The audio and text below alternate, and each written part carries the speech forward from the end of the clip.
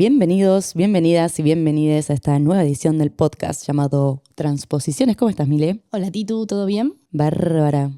Bueno, hoy vamos a estar hablando de una obra que da que hablar, que tiene muchos personajes interesantes, porque vamos a estar hablando de Eso no se habla. Hablamos de lo que no se habla. Qué paradoja, ¿no? Vamos a estar hablando de un cuento de Julio Ginás que llevó a la pantalla grande María Luisa Bemberg. Así ya de por sí tenemos dos grandes personalidades. Arrancamos para con narrar. esa dupla y tenemos bastante más. Y tenemos bastante más, nos vamos a meter en los 90, vamos a ir recorriendo actores y actrices increíbles, músicos, escenógrafos, pintores, artes plásticas, tenemos de todo, así De que todo. quédense Recomendamos. en este capítulo. Recomendamos ver la película, recomendamos leer el libro y recomendamos escuchar este podcast.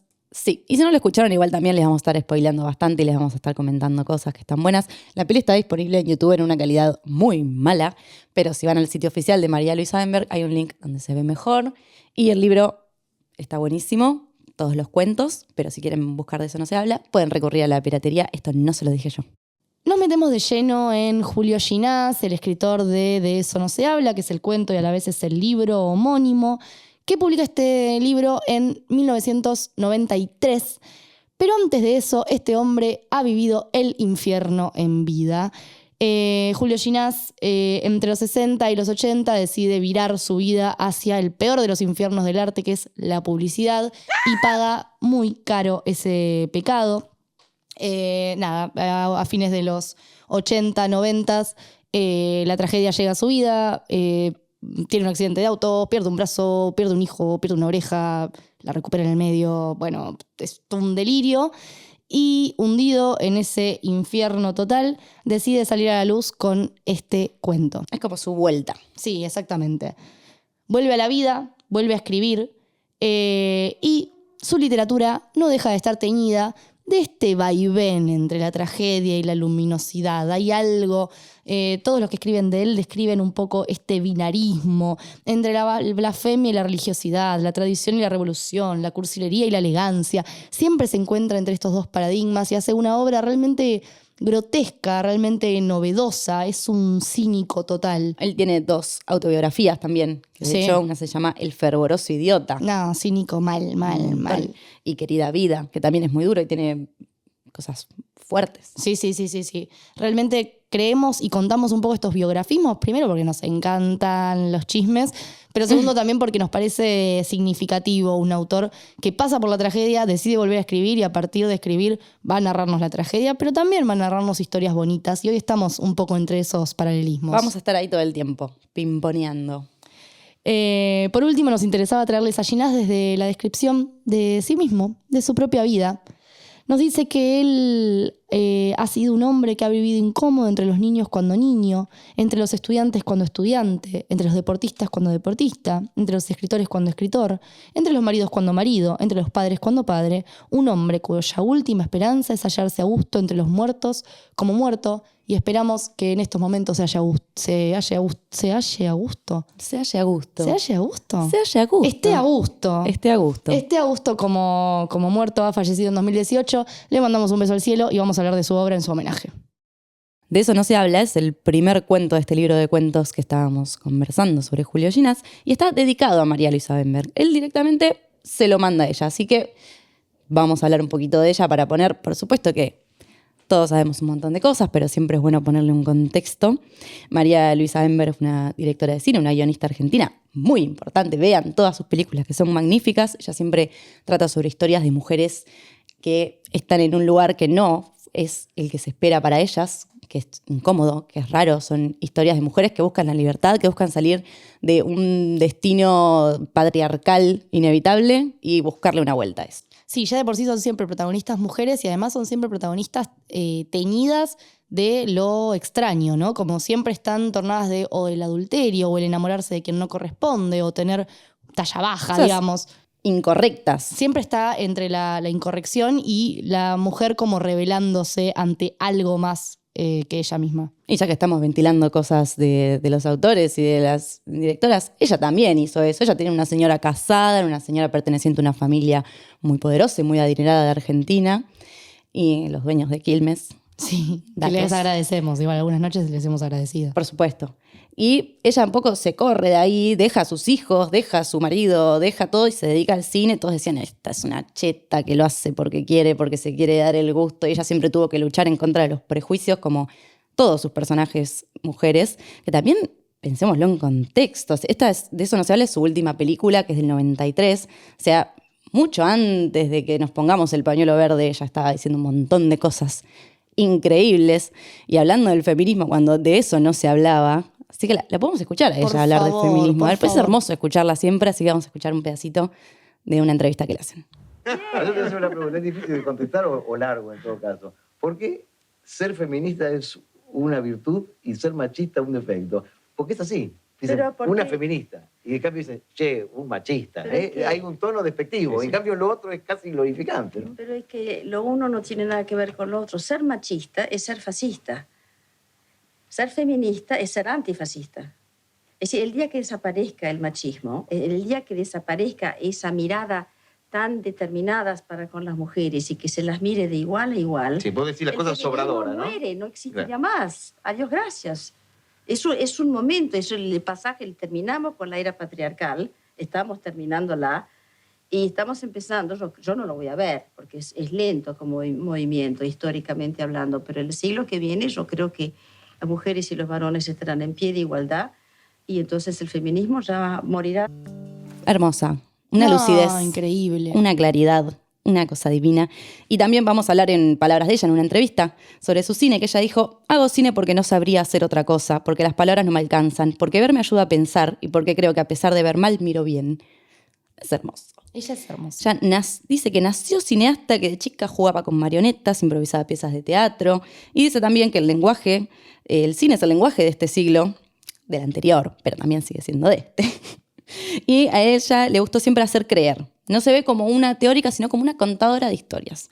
Y le gusta que estas historias no sean conmovedoras, pero que no sean golpe bajo, que se corran un poquito. Sí, no que es puedan hacer- miserabilista, no es tragiquista. Le gusta que vos puedas pensar, pero no darte un mensaje, no una baja de línea, sino como exponer estas cosas, contarte unas historias y ver qué te pasa a vos con eso.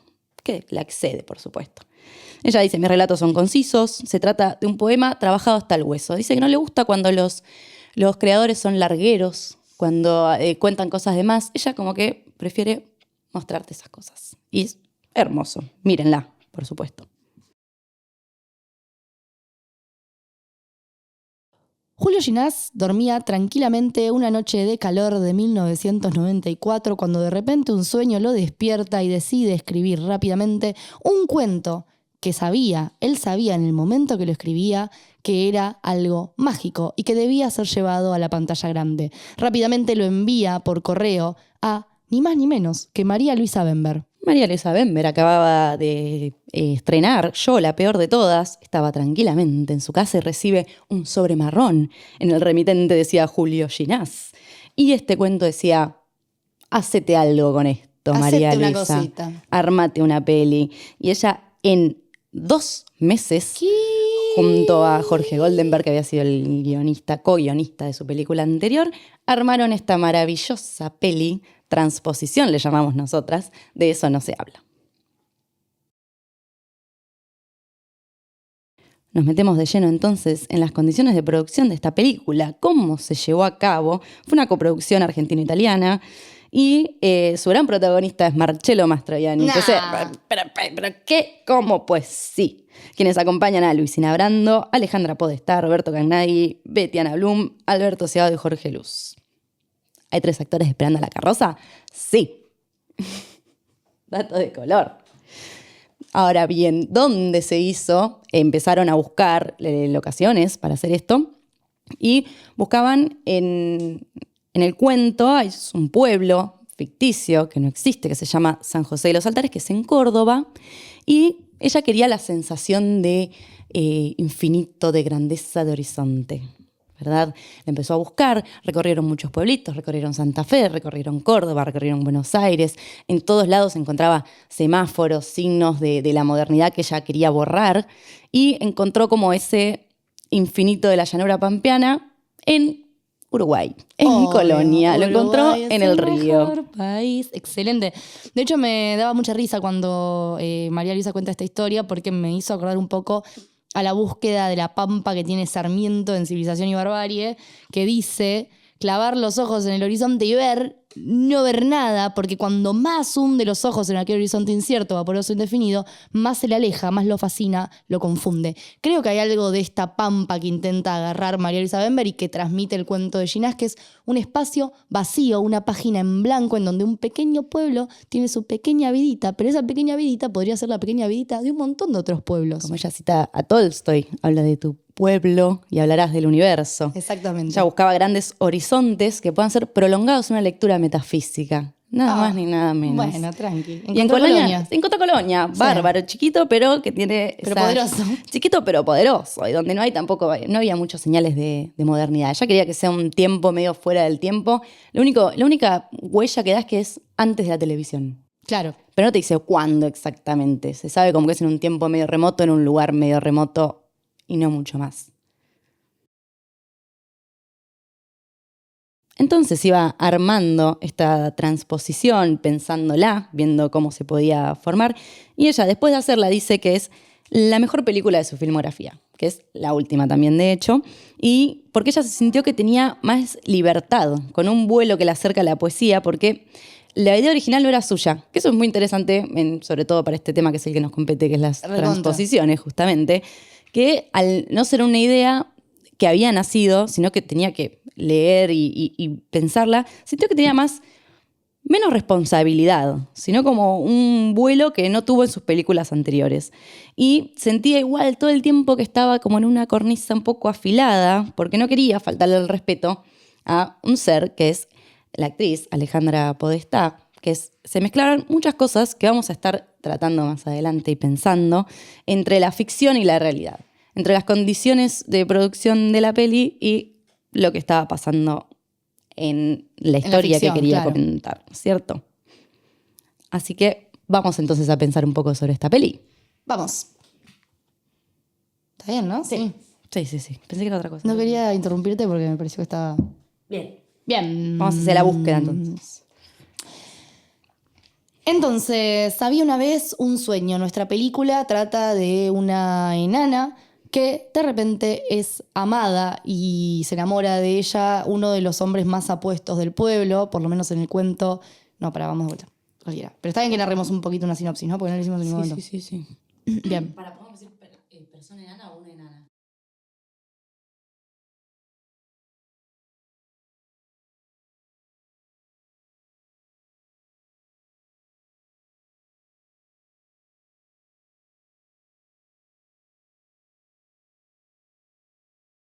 Había una vez un sueño. Este cuento que escribe... No. Listo, último.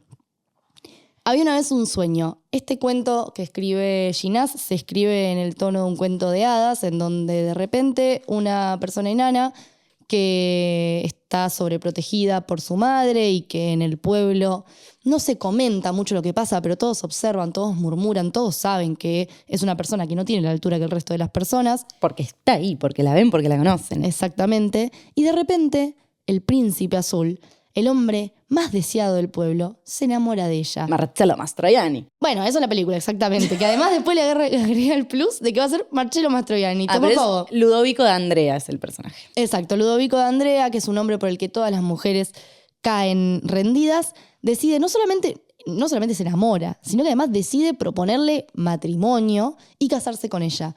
Y la historia de este cuento de hadas termina feliz y contentos con esta historia de amor, aunque después vamos a tener una coda de lo que pasa después, porque a veces con el amor no alcanza. A veces con la felicidad absoluta de los cuentos de hadas no alcanza. Y esto es un poco lo que nos va a mostrar Julio Ginás en su cuento. Que existen las historias de amor y que son realmente reveladoras y que nos pueden elevar a lo más alto, pero que también existe la miseria y la tragedia. Y este cuento está atravesado por las dos.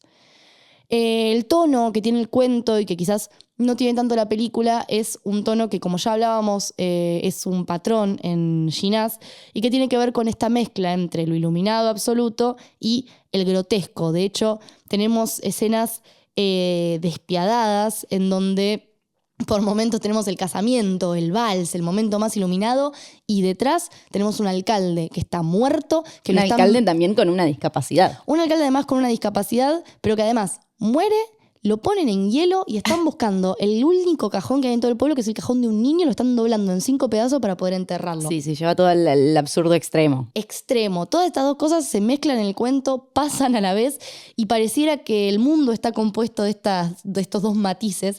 De hecho, es muy lindo lo que dice Sábato sobre el libro. Lo dice sobre el libro completo, pero para mí realmente apunta mucho a este cuento, que es que el libro es despiadado y tierno, brillante y desolado, grotesco y trágico. Bienvenido Julio, al panteón de los humillados y ofendidos. Hermoso. Muy hermoso. Y me parece que María Luisa Bemberg un poco va por esta situación de recrear un cuento de hadas, ¿no? Un Como poco que va toma por ahí, esto. un poco le piensa en esto del sueño, de lo onírico.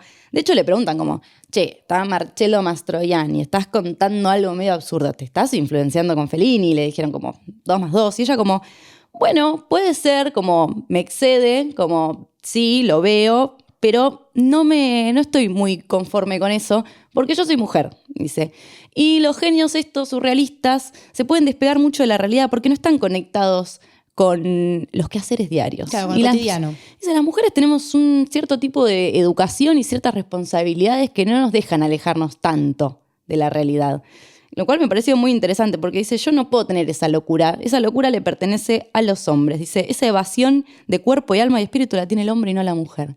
Bueno, me parece una lectura muy interesante y también, de vuelta, muy lúcida. Sí, Darse muy cuenta de estas temprano. cosas. No creo que sea una limitación. Ella, por supuesto, que podría haber soñado 1.000.000 de cosas, pero me parece como súper sensato y conectado a, che, nosotros no podemos flashear cualquiera. Son los chabones los que están al pedo. No, para nada, encargándose de otras cosas. Pero cuando uno está limpiando culos y lavando platos, no sé si se puede despegar tanto de eso. Totalmente. De hecho, la película para mí está mucho más centrada en el vínculo entre la madre y la hija, ¿no? Como en esta relación cotidiana de maternar, mientras que el cuento no tiene tanto esto. Me parece que tiene más una relación entre, por lo menos, la historia de la persona enana y la historia del pueblo en general, que el personaje principal para mí es el pueblo entero, Sí. ¿no? Como todos los absurdos que suceden y cómo el cura comete adulterio con una mina y cómo de Andreas viaja. Digo, como tiene más una cuestión de personaje colectivo, que es el pueblo en general, Sí. y no tanto centrado en la relación entre madre e hija, mujer enana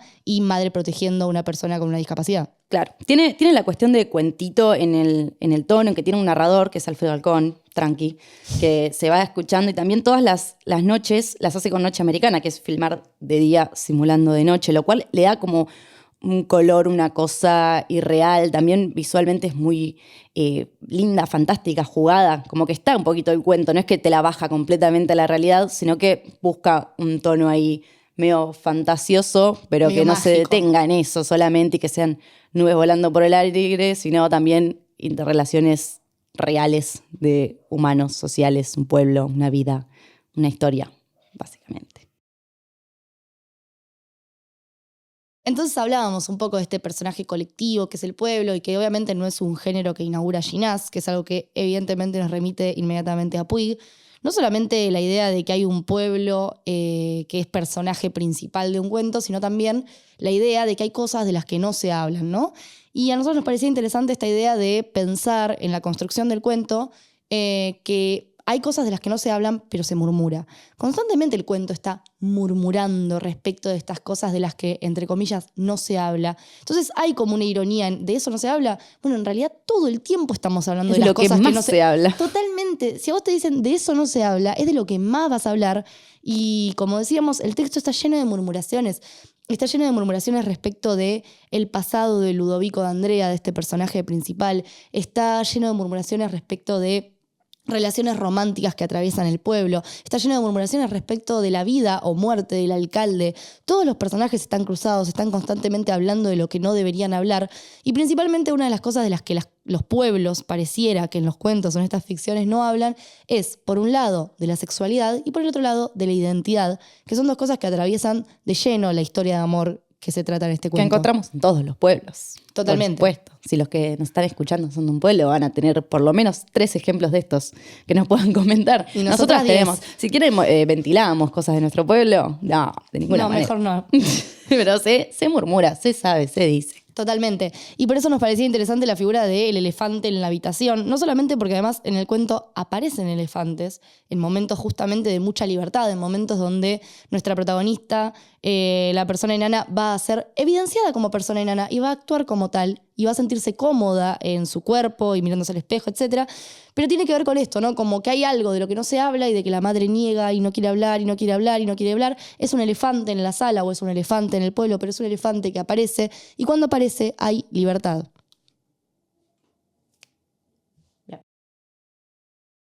Y esta madre sobreprotectora se la suele ver como esa madre castradora que va en contra de la autonomía de esa persona, pero no queremos verla así, no queremos culparla de eso, porque claramente esto es algo que sucede mucho con las personas que cumplen el rol de madre de personas con discapacidad, que tratan de cuidar en exceso a esas personas, pero no porque sea un capricho o porque les dé vergüenza o porque no quieran hablar de eso, sino porque saben que hay una sociedad cruel que los va a marginar, que los va a aislar, que los va a discriminar, que no va a tener acceso para que sus cuerpos puedan desplazarse y moverse, para que puedan trabajar, para que puedan tener una autonomía.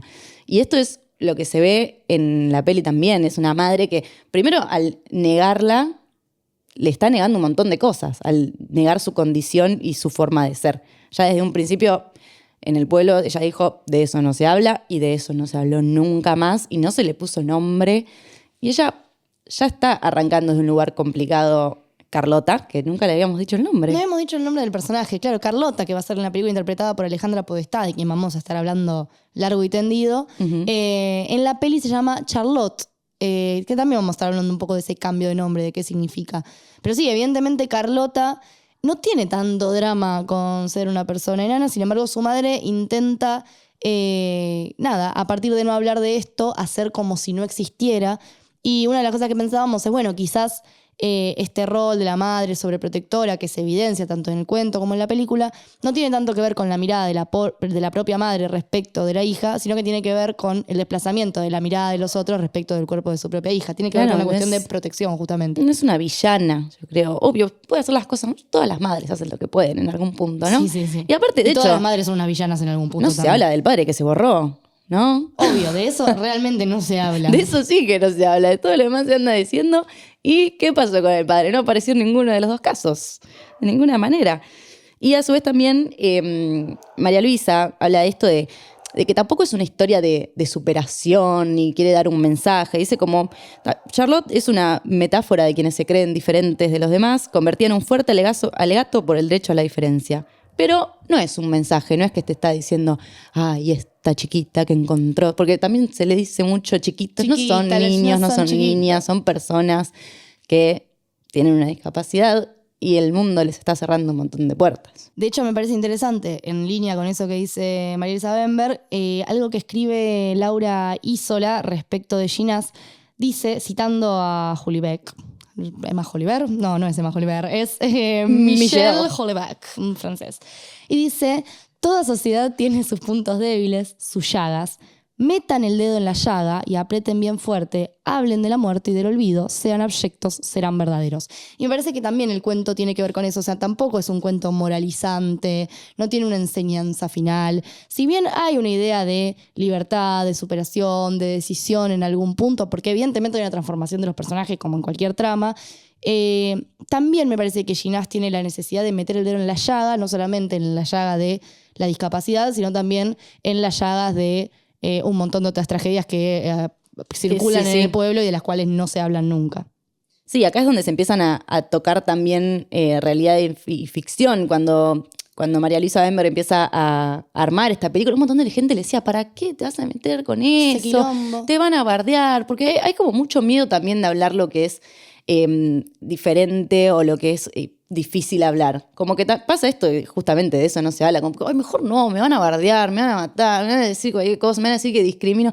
Y de repente le estaba dando trabajo poniendo como protagonista a una persona que no se estaba viendo eso en pantalla. De hecho, no sé si hubo muchas más películas que hayan llegado a tener reconocimiento internacional y que tengan como protagonista a una persona con discapacidad, a una persona de este tipo, como es Alejandra Podestá. De hecho, es muy lindo cómo busca por un aviso en el diario para buscar la actriz. Bember necesita una enana.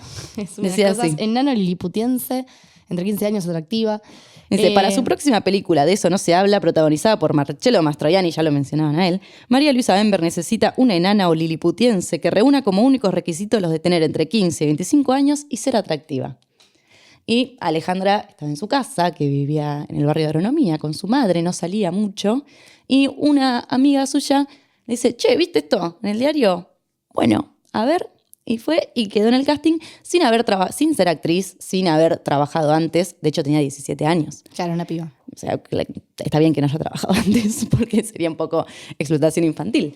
Pero bueno, la ayudaron muchísimo. También pasó esto en el rodaje, que hubo como una sobreprotección hacia ella. La coacheó Berta Goldenberg, la ayudaron muchísimo. Ella tenía muchas ganas de trabajar, fue muy abierta. Y también estaba la madre muy presente durante todo el tiempo. La madre real, digamos, no la madre de la ficción, sino la madre de Alejandra. Exacto, la madre estaba todo el tiempo, también cuentan como anécdotas de que la peinaba todo el tiempo, la madre no se alejaba ni 2 metros, ¿no? Estaba muy ahí, muy presente. Y también se aferró mucho a María Luisa, que fue como su hada madrina, dijo en palabras de ella, ¿no? De hecho, es muy, muy interesante cómo gran parte de la ficción reflejaba, en este caso al menos, la realidad que estaba viviendo Alejandra y que de hecho vivió el resto de su vida, que tenía que ver con una sobreprotección por parte de su madre, mundos desconocidos. De hecho, por momentos en la película Un sueño hermoso, que es un documental sobre Alejandra Podestá y también sobre el rodaje de esta película, de la cual sacamos mucha información, así que la citamos. En Cinear. Está en Cinear. Bueno, ¿no? Como otros compañeros de rodaje que también son personas enanas decían, no podíamos charlar con Alejandra, ¿no? La queríamos llevar a una fiesta y no podíamos porque la mamá la ponía muy entre paños, la cuidaba mucho. Y ella también no los quería ver. Cuando ellos llegaron al rodaje, ella se encerró en el camarín y no salió y no los vio. Ellos estaban como, ¿queremos conocer a la protagonista? No, ella estaba como aislada. Volviendo entonces a la narrativa, a la trama en la que veníamos, Carlota nace en el pueblo, de eso no se habla, su madre le lleva muchos profesores a su casa para que la formen en las letras, en las artes, en todas las cuestiones. Ella estaba era como un negocio, un almacén que tenía. Sí, lo de Carlota. Se llama Doña Leonor Bacigalupo, me encanta porque podría haber sido mi tía, sí. Es mi mismo apellido. O vos, podrías haber sido vos también. Podría haber sido yo, la madre de Carlota. Y ella entonces se queda un poco en ese mundo entre su madre, el almacén, los profesores que iban a la casa, no va a un colegio con los demás, sino que tiene como un mundo medio chiquito. Sí, medio hermético. Medio hermético, y ese mundo se le empieza a abrir de alguna forma con este personaje que llega. Exactamente. Cuando Ludovico D'Andrea aparece en la vida de Carlota, su vida cambia evidentemente porque de repente conoce cosas que antes no conocía. Ludovico es caracterizado como un personaje viajero, como alguien que trae medio novedades de la ciudad.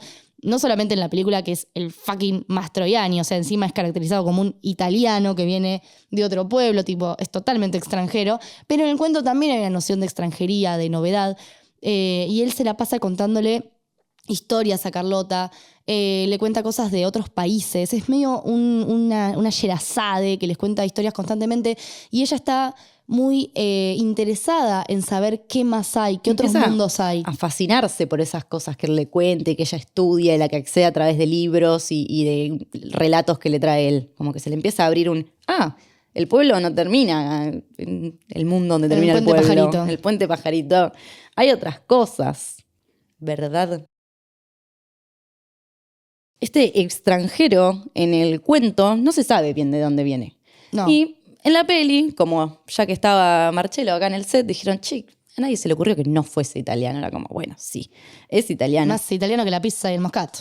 Por supuesto. Y tenemos una cosa muy linda, que es que canta Caminito en el film, que lo podemos escuchar un poquito, porque no tiene desperdicio, la verdad.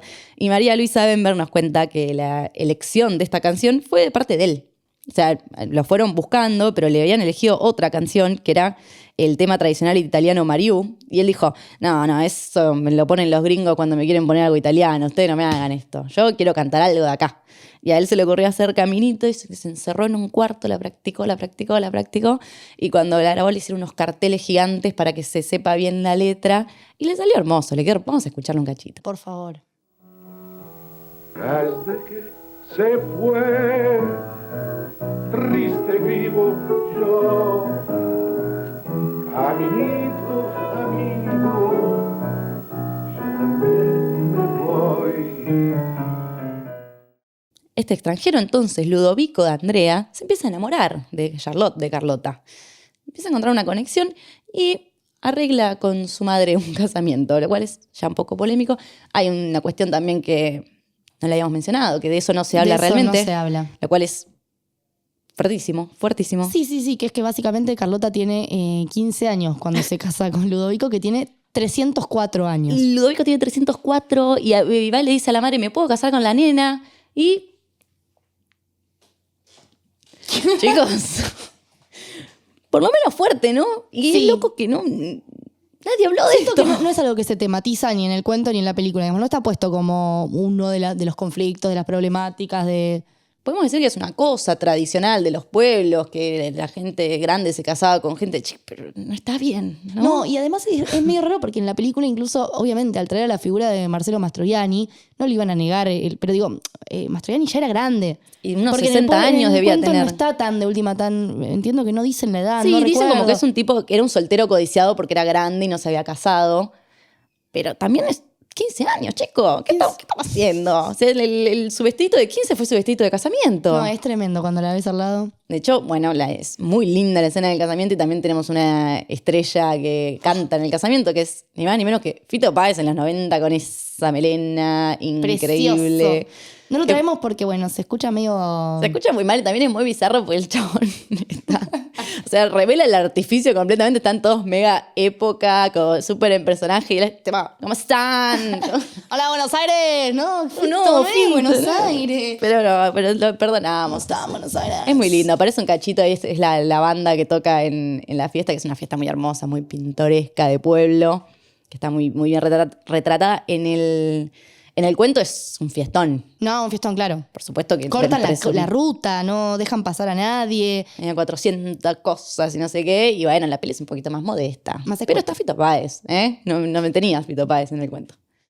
Y lo que notamos en la película y en el cuento es que hay pequeñas evidencias de posibles libertades. No son muchas, porque realmente Carlota, si bien es un personaje curioso y es un personaje además que se para frente al mundo, no tiene ningún tipo de problema, sí que es cierto que no decide nada, la madre decide todo por ella o las personas que están alrededor de ella se toman la libertad de decidir. Sin embargo, hay dos puntos claves en el cuento y en la película. En el cuento, lo único que ella elige de todas las clases que toma, ella le hacen tomar inglés, francés, matemáticas, no sé qué, la única que elige es la acrobacia. Dice que un capricho inexplicable había tenido cuando cumplió 10 años, pidió un maestro de acrobacia. Por En otro la peli lado, puede ser la equitación, ¿no? sí, Como que la parte peli puede de ser eso. andar a caballo, quizás. Como que era algo que ella quería, que se lo regalan, que a ella le gustaba, que se lo regala. Pero no deja de ser algo Marcelo. que le regalan, digamos, ¿no? Como que la madre le pide a Marcelo que se lo regalen. Sí podría ser igual ese su espacio de libertad. Quizás. Yo creo que hay también otro pequeño tinte de libertad que tiene cuando ella decide que la nombren Charlotte, que es algo que no está en el cuento. Ella es Carlota y de hecho el almacén, digamos, de ramos generales que tiene la familia se llama Lo de Carlota, Sí. como algo muy del pueblo. Y sin embargo, ella, quizás en esta noción de extranjería que estamos manejando en este episodio, decide nombrarse Charlotte y le dice a la mamá, yo no me llamo Carlota, me voy a llamar Charlotte. Charlotte me gusta más, mamá, le dice. Ok, y se lo respetan. Esa pequeña libertad se le fue concedida. Exactamente. Y cuando se casa con de Andrea, Uno dice, listo, final feliz. bárbaro, la princesa se casó. Se casó ahora, y aparte Ludovico pasa a ser el intendente del pueblo. Ni más ni menos. Y ella pasa a ser como la primera dama del pueblo. Y es como, bueno, bárbaro, bravo. Bravo, Terminó, bravo. qué feliz. Que de hecho también fue bastante casual que le guste Ludovico. Porque no sé si nadie le preguntó, che, ¿a vos te gusta este tipo que tiene 4 veces tu edad? No fue consultada respecto a eso, simplemente se casa. Ella se copó en algún punto como, bueno, dale. Y podría haber terminado y todo. Exactamente, pero no, porque Julio Ginás decide darle una vuelta de rosca más. Dice, vivimos de miserias y sin embargo las grandes cosas están muy cerca de nosotros.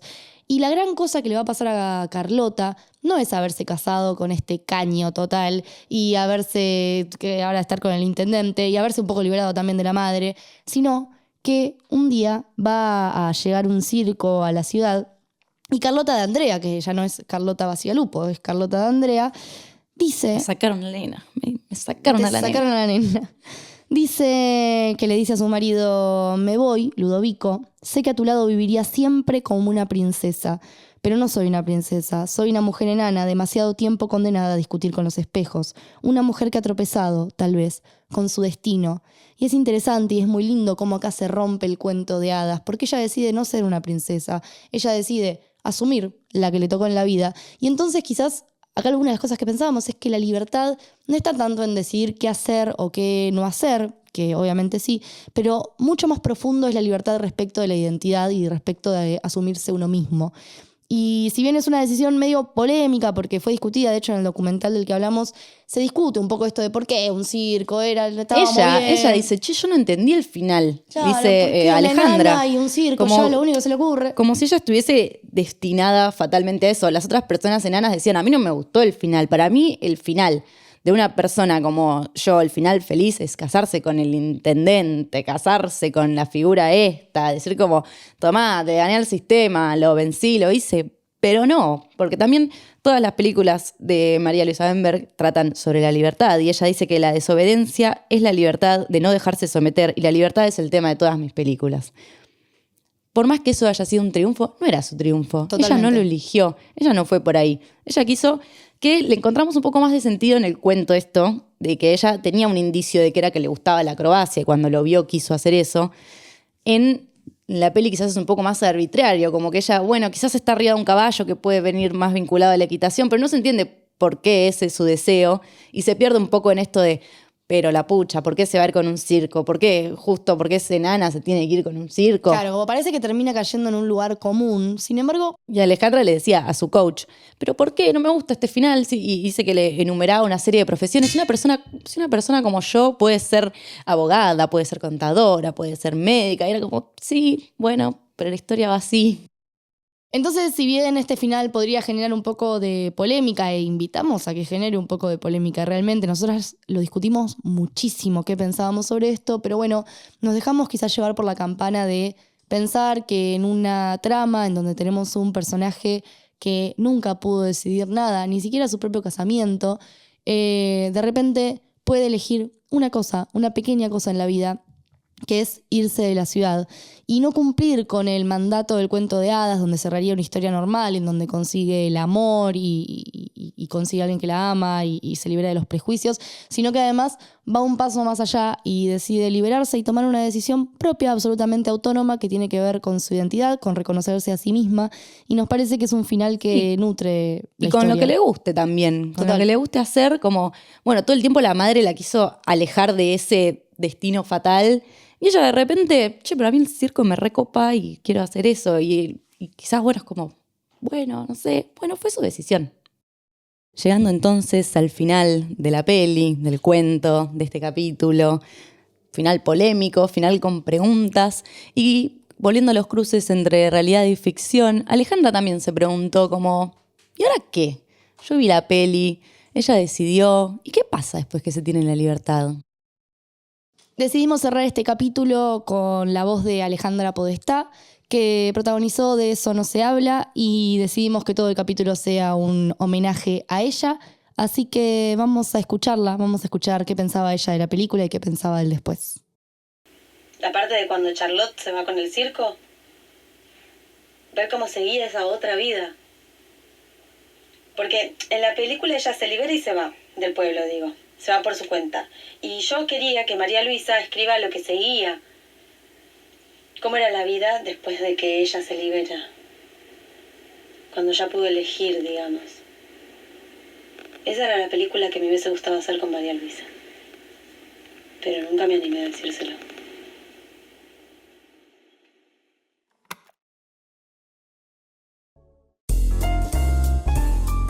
Esto fue Transposiciones. Muchas gracias por escuchar, compartilo si te gustó y nos podés seguir en las redes sociales en @somospagochico.